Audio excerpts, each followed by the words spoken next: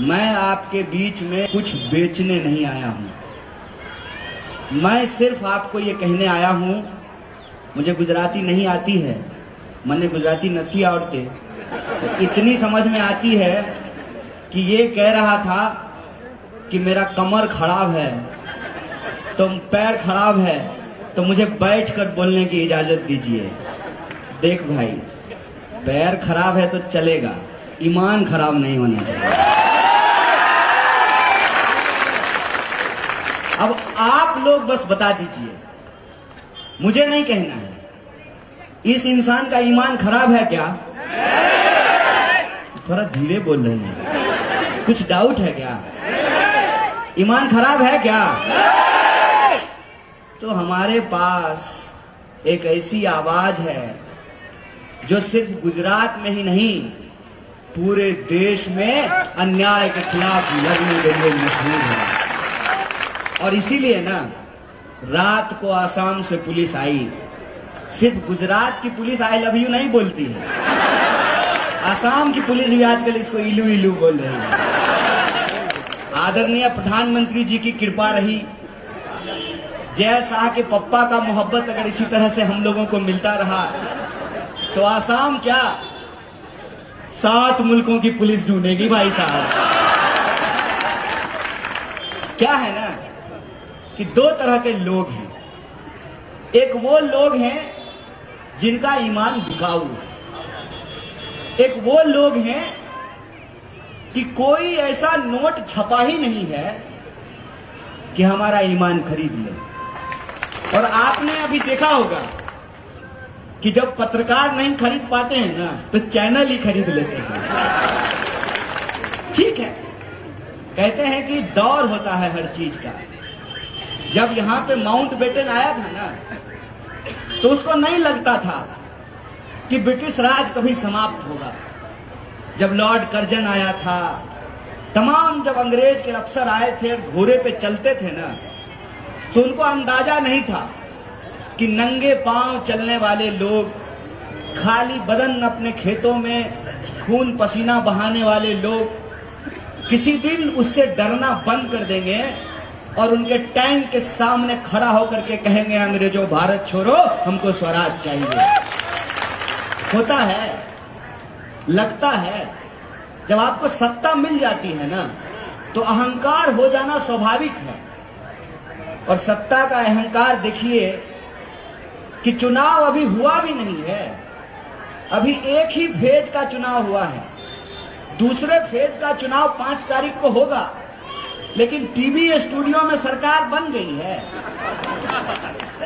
जय शाह का पप्पा जो है घूम घूम करके मंत्रिमंडल बांट रहा है। जिस भी एमएलए के प्रचार में जाता है, कहता है, गुजरात के मेरे भाइयों बहनों, इसको एमएलए बना दीजिए, हम इसको मंत्री बना देंगे।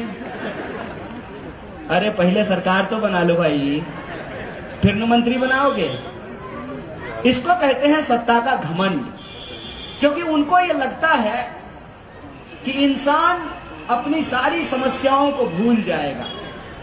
रोजी का सवाल, रोटी का सवाल, शिक्षा का सवाल, बीमारी का सवाल, सड़क का सवाल, सब सवाल भूल जाएगा।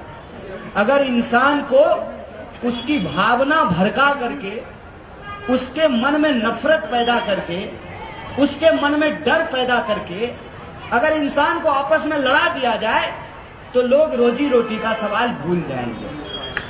ऐसा काम हो रहा है, ऐसा काम पिछले 27 साल से हो रहा है।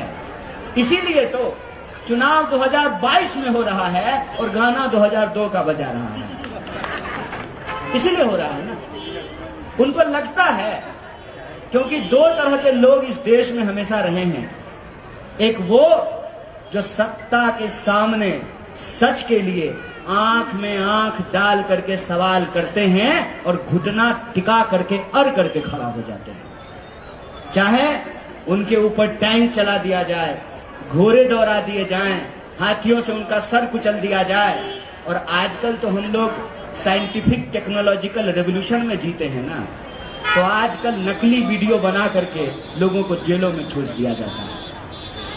ये होता आया है, लेकिन दूसरे वो लोग भी होते हैं जो सत्ता के साथ चाय पे चर्चा करने लगते हैं। आजादी के आंदोलन के दौरान भी दो तरह के लोग थे। एक वो जो अंग्रेजों के खिलाफ जंग लड़ने, एक वो जो अंग्रेजों से पैसे लेकर के अंग्रेजों के लिए चापलूसी कर रहे थे, अंग्रेजों के लिए जासूसी कर रहे थे। आज 21वीं सदी में 2022 में भी दो तरह के लोग हैं। एक वो हैं जो लोभ और डर के चलते सत्ता के साथ हाथ मिला लेते हैं। दूसरे वो लोग हैं जिनका ईमान बिकाऊ नहीं है, इसीलिए वो सत्ता के आंख में आंख डाल करके सवाल पूछते हैं कि रे भाई, परिवारवाद पे भाषण देते हो तो ये बताओ कि अमित शाह के बेटे को बीसीसीआई का सेक्रेटरी क्यों बनाए हो? ये बताओ कि 45 साल में देश में सबसे ज्यादा बेकारी क्यों है? ये बताओ कि 22 बार गुजरात के अंदर प्रश्न पत्र लीक क्यों हुआ है?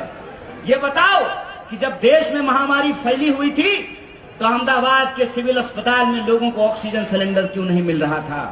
ये बताओ कि किसानों को क्यों आत्महत्या करनी पड़ती है, क्यों उनके फसल का दाम नहीं मिलता है?